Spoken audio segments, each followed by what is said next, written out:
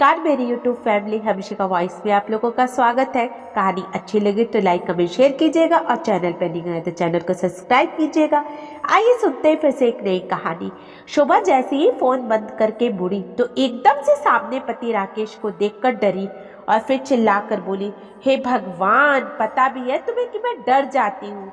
आते हो तो कोई खटका ही कर दिया करो ताकि मेरे दिमाग को पता हो कि तुम आस पास हो। और वैसे एक बात बताओ, तुम तो सैर करने गए थे ना, तो फिर वापस क्यों आ गए? पत्नी की एक साथ बकबक सुनकर राकेश जी को भी ताव आ गया। शौक नहीं मुझे तुम्हारा लेक्चर सुनने का, फोन भूल गया था, वही लेने आया हूँ और निकल ही रहा था। तुम्हारी बातों ने मेरे कदमों को रोक लिया। देखो शोभा, तुम जो अपनी बेटी को पट्टी पढ़ा रही हो ना, वो बिल्कुल भी ठीक नहीं है। पहले तुम बड़ी बेटी काजू काजल के पीछे पड़ी रहती थी, अपने पति से काम करवाया कर, बच्चों की जिम्मेदारी उस पर डाल, उसे जरूरत नहीं अपनी सारी सैलरी देने की वगैरह वगैरह। तुम्हारी इन हरकतों की वजह से टूटते टूटते बचा है उसका घर। दामाद जी तो छोड़ो ही गए थे, यहाँ की बेटी भी रखो और उसकी सैलरी भी रखो। ये तो शुक्र है कि मेरी बहन का, जिसने बीच बचाव करके सारा मामला ठीक किया, वरना तुमने तो बेटी का दिमाग ही खराब करने में कोई कसर नहीं छोड़ी थी। भगवान का लाख शुक्र है कि अब वो विदेश में अपने परिवार के साथ सेटल हो गई है और अब तुम छोटी बेटी के पीछे पड़ गई हो कि सास को देवरानी के पास भेज, उसकी भी जिम्मेदारी है। राकेश जी ना चाहते हुए भी ऊंचे लहजे में बोलते गए, हाँ तो क्या गलत कह रही हूँ? हमारी बेटा श्वेता ही सारी जिम्मेदारी क्यों ले, वो ही क्यों संभाले? है ना उसकी देवरानी, जाकर रहे उसके पास भी। शोभा तट कर बोली, तुम्हारी बेटी क्या उसे गोद में लेकर बैठी है क्या? क्यों संभाले? कैसी बातें करती हो शोभा, थोड़ा शर्म करो। सब जानते हुए भी तुम ऐसा कैसे सोच सकती हो? जानती हो ना सुनंदा जी का छोटे बेटे अंकित के घर के बिना मन नहीं लगता है। सारा दिन पति पत्नी घर से बाहर रहते हैं। ये मत भूलो, रामगढ़ से दिल्ली लाने का फैसला तुम्हारे दामाद समर्थ का ही था। पति के गुजरते ही सुनंदा जी का घर बेच दिया बेटों ने। अब माँ कहाँ जाएगी, इन्हीं के साथ तो रहेगी। राकेश जी अब थोड़े ताव में आ गए थे। हाँ तो जब हिस्सा बराबर कर लिया है तो माँ की जिम्मेदारी भी उठाए ना। शोभा अब पति से पूरे बहस करने के मूड में आ गई थी। पता नहीं श्वेता क्यों तुम्हें ये सब कुछ बताती है। देखो शोभा, यह उनका पारिवारिक मामला है, तुम बेटी के दिमाग में गलत बातें मत भरो। माँ है वो, उसकी इज्जत करनी सिखाओ। अगर ऐसा नहीं कर सकती तो भगवान के लिए चुप रहो। घर तोड़ने में सास का रिश्ता तो यूं ही बदनाम है। तुम जैसे माएँ भी कम जिम्मेदार नहीं होती हैं। दूर रहो इन सबसे। राकेश जी ने दोनों हाथ जोड़कर गुस्से में पत्नी की ओर देखकर कहा। पति की ओर जब शोभा ने गुस्से से देखा तो राकेश जी ये कहकर, मैं भी किसे सिखा रहा हूँ, सिर को हिलाते हुए अपना फोन लेकर बाहर चले गए। श्वेता राकेश और शोभा की दूसरी संतान थी, जिसके 10 साल पहले ही दिल्ली में कार्यरत सॉफ्टवेयर इंजीनियर समर्थ के साथ शादी हुई। समर्थ के माता पिता राजस्थान के रामगढ़ शहर में रहते थे। समर्थ अपनी पत्नी 7 साल की बेटी और 5 साल का बेटे के साथ दिल्ली में एक किराए के मकान में रहता था। कभी कभार माता पिता से मिलने रामगढ़ चले जाते थे। सब सही चल रहा था। श्वेता पढ़ी लिखी थी लेकिन घर पर ही थी। घर की देख रेख और बच्चों की अच्छी परवरिश के लिए श्वेता ने नौकरी ना करने का फैसला लिया। एक कमाई से थोड़ा हाथ खींचकर चलाना पड़ता था, लेकिन फिर भी सब ठीक चल रहा था। समर्थ के छोटे भाई अंकित का विवाह 4 साल पहले हुआ था। दोनों पति पत्नी अलग अलग अस्पताल में बतौर नर्स काम करते थे। दिल्ली में रहना उनकी आर्थिक स्थिति के अनुकूल नहीं था, इसलिए दिल्ली से बाहर अपने लिए नौकरी तलाश रहे थे। एक कमरे के छोटे से फ्लैट में अपने बसर कर रहे थे। दोनों भाइयों की जिंदगी की गाड़ी खिंच रही थी कि अचानक से 2 साल पहले पिता के दिल के दौरे से उनकी मृत्यु हो गई और जिंदगी में एक नया अध्याय शुरू कर दिया। समर्थ परिवार का बड़ा बेटा था।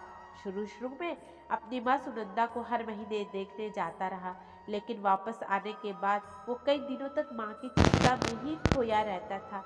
भले ही उसके चाचा का परिवार भी उसी शहर में था, लेकिन तो उसकी माँ अकेली ही थी। गुजर बसर कर पापा की पेंशन थी और छोटा सा अपना खुद का घर था। माँ ज्यादा पढ़ी लिखी नहीं थी, इसलिए बहुत आ जाती थी। हर बात के लिए समर्थ को छोटा छोटा बेटा अंकित और उसकी पत्नी नम्रता ज्यादातर अपनी नौकरी की वजह से माँ की जिम्मेदारी की तरफ ध्यान नहीं दे पाते थे। पापा के अचानक चले जाने से माँ काफी टूट सी गई थी, अस्वस्थ रहने लगी थी।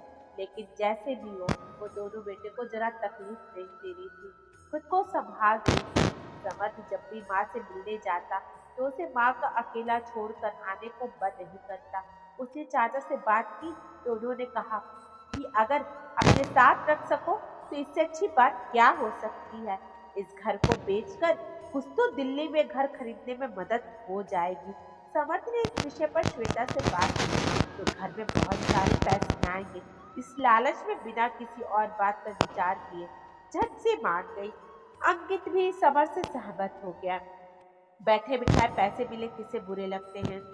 सुनंदा ने देखा कि बेटे उसकी जिम्मेदारी लेने को तैयार हैं, तो उसने घर बेचने की सहमति दे दी।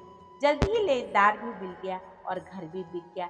माँ ने कुछ सामान बेच दिया, कुछ 2-3 बक्सों में भरकर देवर के स्टोरेज में रखवा दिया और माँ दिल्ली बड़े बेटे के पास आ गई। शुरू शुरू में श्वेता सासू माँ के साथ ठीक रही, लेकिन जल्दी वो हर बात से खींचने लगी। माँ के आने से खर्चा कम बढ़ने लगा। बेटी तन्वी के कमरे में ही दादी का पलंग लग गया और साथ में एक छोटी सी टीवी थी। दादी पोती खूब मजे से अपना वक्त बिताने लगी। सुनंदा तन्वी को खूब कहानियां सुनाती और जब दिल करता टीवी पर अपना पसंदीदा प्रोग्राम देखती रहती। उसे वहाँ बहुत अच्छा लगने लगा। समर्थ के घर के पीछे ही मंदिर था। शाम को वहाँ के कीर्तन में जाने लगी। जल्दी बहुत सारी सहेलियां भी बन गई। सासू माँ आकर एकदम से निश्चिता के घोड़े पर सवार हो गई। ये बात श्वेता को जलन के कुएं की ओर धकेलने लगी। वो सुनंदा को बात बात पर टोकने लगी। कभी टीवी नहीं चलाओ, बेटी ने पढ़ाना है, कभी काम ना करने की शिकायत, तो कभी रसोई में राशन की बर्बादी की शिकायत, कभी बाहर घूमने जाने पर माँ का साथ चलना उसे मंजूर नहीं, कभी पति का माँ का ख्याल रखना उसे कांटे की तरह चुभना। श्वेता अपनी तंग दिली की सोच में उलझती गई। ऐसे में माँ शोभा ने भी आग में घी डालने का काम किया कि तू अकेली क्यों जिम्मेदारी उठाए, अंकित की पत्नी नम्रता क्यों आजाद रहे।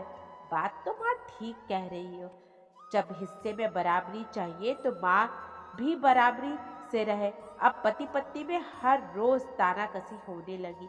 समर्थ माँ को पास रखना चाहता था। छोटे भाई के पास मुनासिब जगह नहीं थी। माँ कहाँ रहेगी, एक ही तो कमरा है उनके पास। लेकिन श्वेता अड़ गई। इसे अंकित के पास भेजो। माँ के साथ घंटों पर फोनों बातें करती, सिवाय सुनंदा की बुराई की और कोई दूसरी बात नहीं थी दोनों के पास। सुनंदा इस बात को बड़े अच्छे से महसूस करने लगी कि इन दोनों की गृहस्थी उसकी वजह से खराब होने लगी है। बेटा तनाव में रहने लगा है।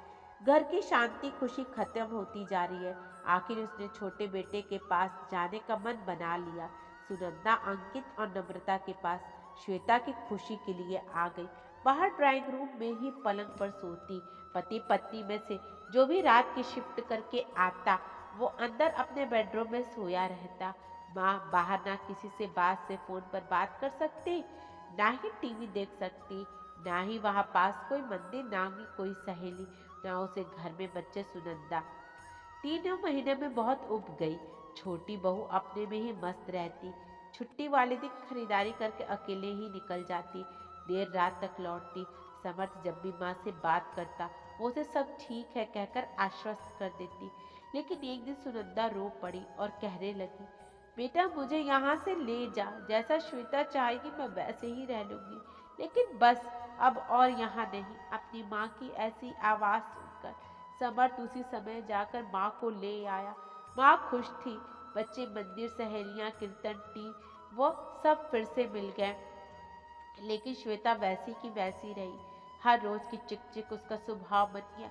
जिंदगी फिर से उसी ढर्रे पर चल रही थी। अचानक से फिर से एक मोड़ आ गया। रामगढ़ से चाचा की अचानक मृत्यु की खबर आ गई। समर्थ और माँ उसकी रात को गाड़ी से रामगढ़ के लिए खाना हो गए ताकि अगले दिन संस्कार में शामिल हो सके। रामगढ़ में एक हफ्ते गमगीन माहौल में रहने के बाद समर्थ ने माँ को वापस चलने के लिए कहा तो माँ ने कहा कि वो शिल्पा चाची के साथ कुछ दिन और रहेगी। दोनों देवरानी जेठानी में अच्छी बनती है, एक दूसरे से खुलकर अपने मन की बात कर लेती हैं। माँ को लगा कि शिल्पा को अभी उसकी ज़रूरत है। इसलिए अभी वो यहीं रहेगी।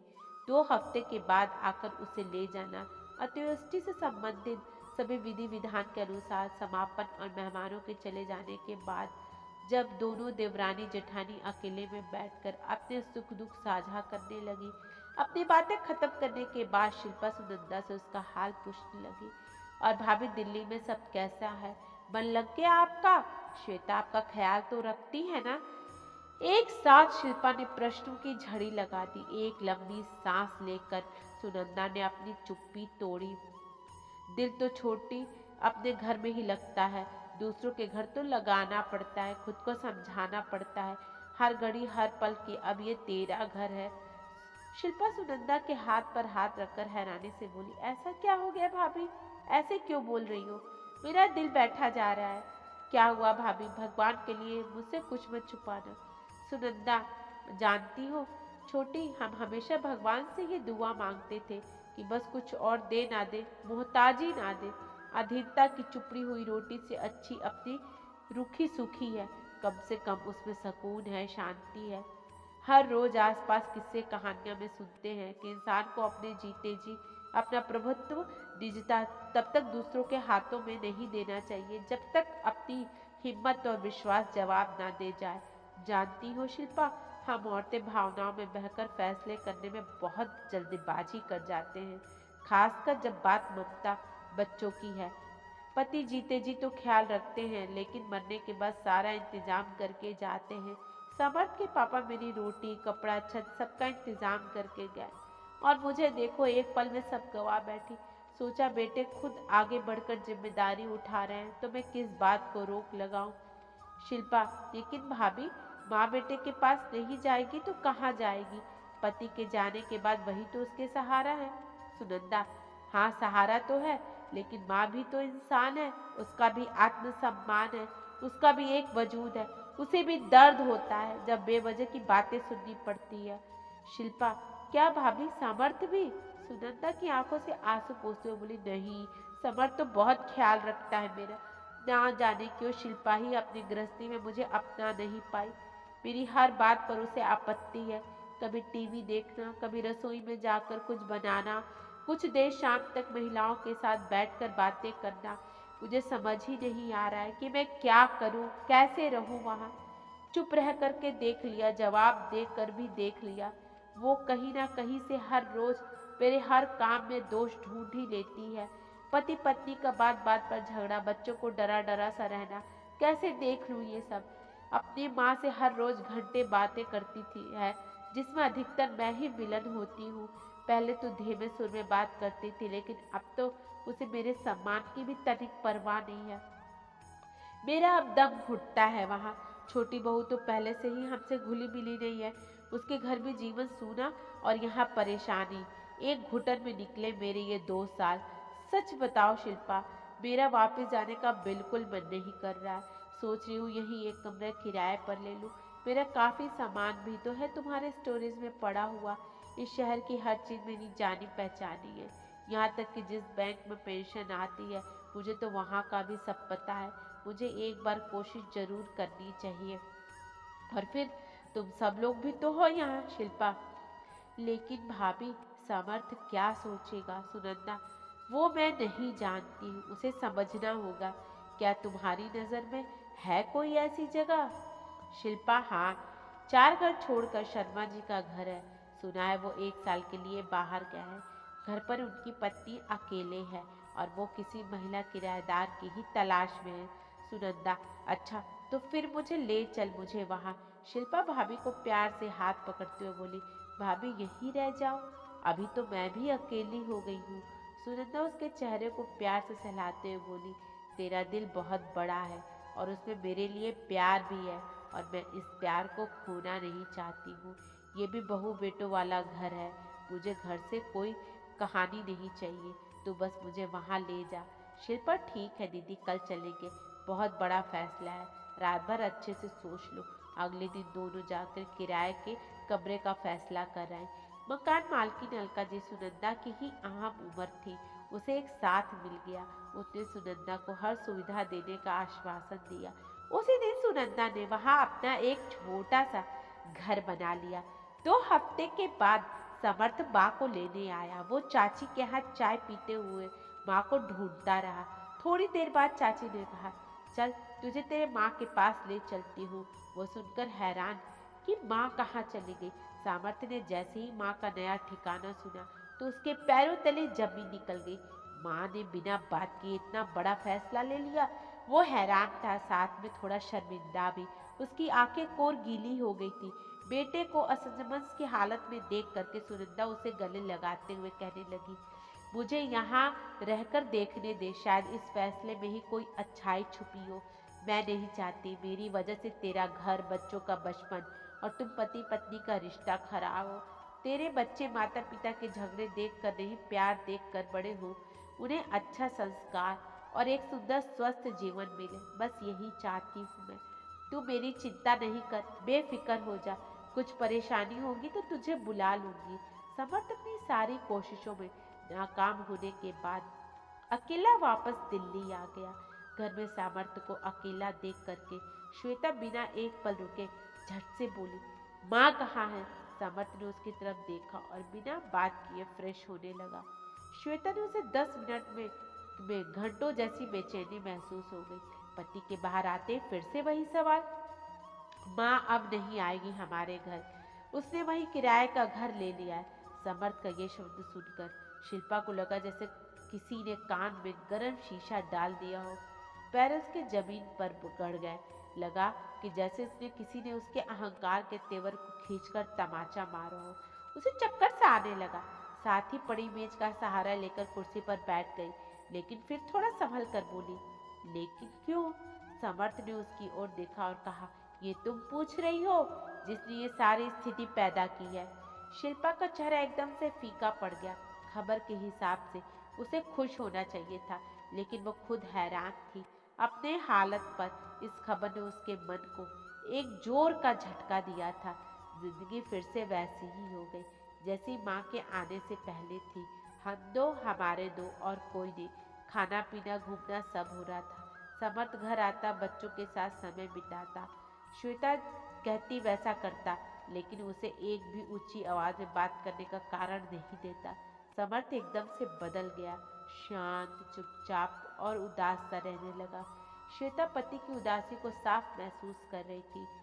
सबके घर से जाने के बाद वो बहुत देर तक अकेली बैठी विचारती रही, माँ के साथ ऐसा मैंने क्यों किया? माँ ने तो हमेशा उससे प्यार से ही बात की, कभी उससे घर पर अधिकार जमाने की कोशिश नहीं की। कभी वो पति पत्नी के बीच नहीं आई। वो आकर घंटों माँ के पलक पर बैठी रहती। अब घर में हर रोज आरती नहीं होती थी। अब तन्वी को कोई कहानी ही नहीं सुनाता था। नीचे पार्क में बैठी आंटियों में अब माँ नजर नहीं आती थी। वो अकेले में हर चीजों में माँ को ढूंढती थी। उसने कभी नहीं सोचा था कि वो माँ को की इतनी आदी हो चुकी होगी। उसे धीरे धीरे घर माँ के बिना सूना भी लगने लगा। अपने अंदर मचे इस बवाल को वो खुद अपना नहीं पा रही थी, इसलिए पति से क्या बात करती, अब अपनी माँ से भी कम ही बात करती थी और सास की बुराई करने की सब दीवारें ढह चुकी थी। मन के सुविचारों ने मिलकर उसके दिल को एक प्रेम और सम्मान की राह दिखाई। घर में बड़े बूढ़ों की अहमियत का अर्थ समझाया, आंखों को नम करना सिखलाया, वाणी को मिठास का एहसास करवाया। 6 महीने हो चुके थे माँ को अकेले रहते हुए। तभी एक दिन समर्थ को रामगढ़ से अपने एक दोस्त की शादी का निमंत्रण आया। उसने श्वेता को बताया कि वो 4 दिनों के लिए जा रहा है, कुछ समय माँ के साथ बिताएगा। तभी श्वेता ने पूछा, क्या निमंत्रण आपके अकेले का है? हम सबको नहीं बुलाया आपके दोस्त ने? अरे नहीं, उसने तो सब परिवार बुलाया है, यहाँ तक कि माँ को भी बुलाया है। मुझे लगा कि शायद तुम। अच्छा तो ठीक है, फिर हम सब चलते हैं और अपनी ही गाड़ी लेकर चलते हैं और माँ को भी सरप्राइज देते हैं। समर्थ की आवाज में अचानक से खुशी का जोश आ गया। रात ढलने से पहले सब माँ के आवास पर पहुंच गए। सबको सामने खड़ा देख सुनंदा अपनी खुशी संभाल नहीं पा रही थी। बच्चे दादी से मिलकर बहुत खुश हुए। समर्थ ने रास्ते से ही खाना पैक करवा लिया था। सबने मिलकर खाना खाया। श्वेता माँ के कमरे को बड़ी गौर से देख रही थी, जिसमें घर जैसी कोई बात नहीं थी। एक अजीब सी खामोशी थी वहां। कमरे में गिनती के 4 चीजें थी। सहूलियत आराम की कोई वस्तु नहीं थी। उसको वो कमरा अपनी बेवकूफियों की सजा के रूप में नजर आया। माँ ने शादी में जाने से इनकार कर दिया। उस रात वो सब चाचा के यहाँ रुके। अगले दिन ब्याह समारोह में चले गए। श्वेता पूरा समय माँ के बारे में ही सोचती रही। घर वापस जाने से पहले सब माँ से मिलने आए। माँ मनु के लिए मोटर कार और तन्वी के लिए सांप सीढ़ी की एक गेम लाई थी। उसने तन्वी को दे दी और तन्वी बोली, मैं खेलूंगी किसके साथ? इससे पहले कोई और कुछ कहता, श्वेता झट से बोली, दादी के साथ। और किसके साथ? सब हैरानी से श्वेता की ओर देखने लगे। श्वेता आकर माँ के पास बैठ गई। वो थोड़ी भावुक थी तो गला उसका रूंधा हुआ था। माँ के हाथ को पकड़कर कहने लगी, यहाँ शादी अटेंड करने नहीं, आपको लेने आई। मुझे बहुत ही पहले आ जाना चाहिए था, लेकिन नहीं आ पाई। खुद से ही जूझती रही थी। सोचती थी आपके चले जाने से हमारी जिंदगी बहुत खुशगवार होगी, लेकिन ऐसा कुछ नहीं हुआ। सच ये है कि मैं और सामर्थ्य ज्यादा उदास रहने लगे और श्वेता की आंखों से आंसू भी झरने लगे। हर रोज मैंने अपने मन को समझाया और हर रोज मेरे मन ने मुझे धिक्कारा। मुझे अपनी गलती साफ दिखाई देने लगी। मेरे अंतिम से बस यही आवाज आई कि माँ, बस वापस आ जा। मैं आपको साथ लिए बिना वापस नहीं जाऊंगी। माँ और समर्थ बहुत हैरानी से श्वेता की ओर देख रहे थे। इससे पहले वो कुछ कह पाते, आंगन में बैठी अलका जी, जो ना चाहते हुए भी इस वार्तालाप का हिस्सा बन चुकी थी, वहां आ गई और सुनंदा के पास बैठकर कहने लगी, आपकी बहू सही कह रही है। आपको वापस चले जाना चाहिए। बेटे तो अपने ही हैं, लेकिन जब बहू दिल से ससुराल के रिश्ते अपनाती है तो ये पूरे घर के लिए बहुत शुभ संकेत है। आज आपकी बहू के दिल पर जो मंदिर के द्वार खुले हैं, उसके साथ साथ आप भी इसमें प्रवेश कर जाइए। खुशी ईश्वर के रूप में आई है आपके घर। मुस्कुराकर उसका स्वागत कीजिए। बाकी घर की चिंता मत कीजिए। मैं आपकी देवरानी के यहाँ सामान पहुँचा दूंगी। वैसे 1 महीने तक ये घर आपका है और मुझे पूरा भरोसा है कि अगले महीने आपको किराया देने की जरूरत नहीं पड़ेगी। चलो बेटा, बा का सामान बंधवाने में मदद करो। मैं आपके लिए चाय बना कर लाती हूँ। सुनंदा मन ही मन मुस्कुरा रही थी। बहू की ममता और प्यार ने आंखें सजल कर दी थी। दोनों पति पत्नी जल्दी से पैकिंग करने में लगे। बीच बीच में समर्थ पत्नी की तरफ प्यार से देखने लगा। आज उसकी श्वेता में अपनी एक संपूर्ण अर्धांगिनी नजर आ रही थी, जो बिगड़ना ही नहीं संवारना भी जानती है, जो टूटे मायूस दिलों को घर को जोड़ना जानती थी, जो फिर से उसे आत्मग्लानि की पीड़ा से बचाना जानती थी। आज उस श्वेता का पति होने का गर्व हो रहा था, जिस अर्धांगिनी की सदा से उसके मन में तस्वीर थी। आज उसमें श्वेता नजर आ रही थी। जिंदगी ने फिर से खुशी के द्वार खोल दिए थे। दोस्तों, आपको ये कहानी कैसी लगी? अगर अच्छी लगे तो लाइक कमेंट शेयर कीजिएगा और चैनल पे चैनल को सब्सक्राइब कीजिएगा। धन्यवाद।